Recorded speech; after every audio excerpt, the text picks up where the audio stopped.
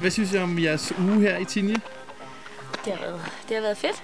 Det har været super fedt. Der har været fest og ballade, og der har været god skiløb, og der har både været off-pist muligheder, og der har været det hele, ikke? Lækker sol, den er så forsvundet nu, men nu skal vi også hjem. Ja.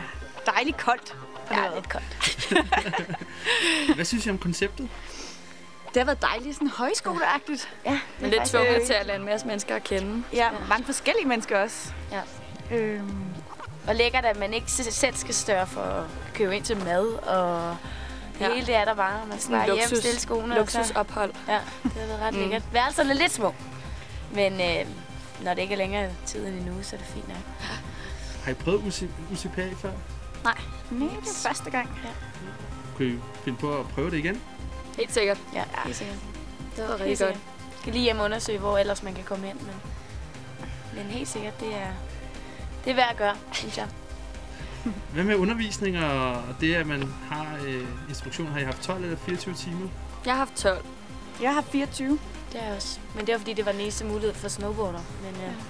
Men man har kunne komme og gå, som man havde lyst til. Hvis man gerne ville stå med kammeraterne om eftermiddagen, så kunne man nøjes med bare at være med på holdet om formiddagen. Og det har været super godt. Eller hvis man havde for mange tøver med. Eller hvis man havde for mange tøver med. Men jo, det har været rigtig godt. Og de har været super søde. Så. Er I alle sammen på snowboard?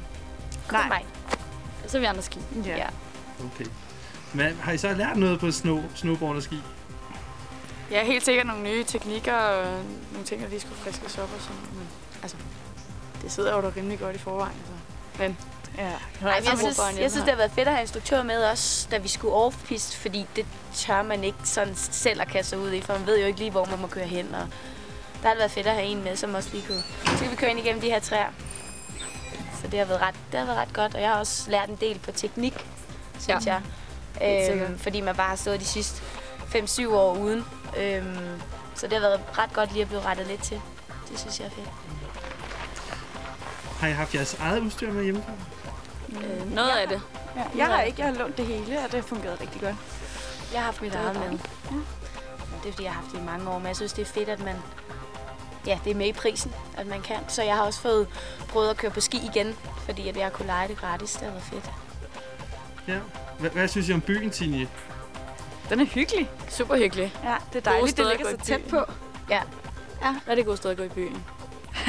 Jeg har faktisk ikke været der så meget. Lidt.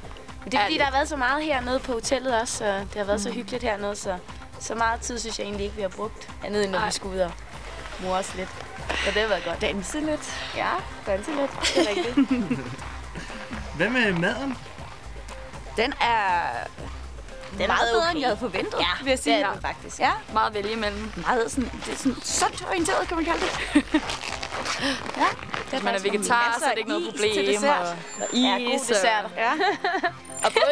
og både til frokost og til aftensmad. Og lækkert, at der faktisk også var kage og te, når man kom hjem der om eftermiddagen. Det har faktisk også været ret lækkert. Ja, det var vi glade for. Ja. Chokoladekroissanterne, de var rigtig hit.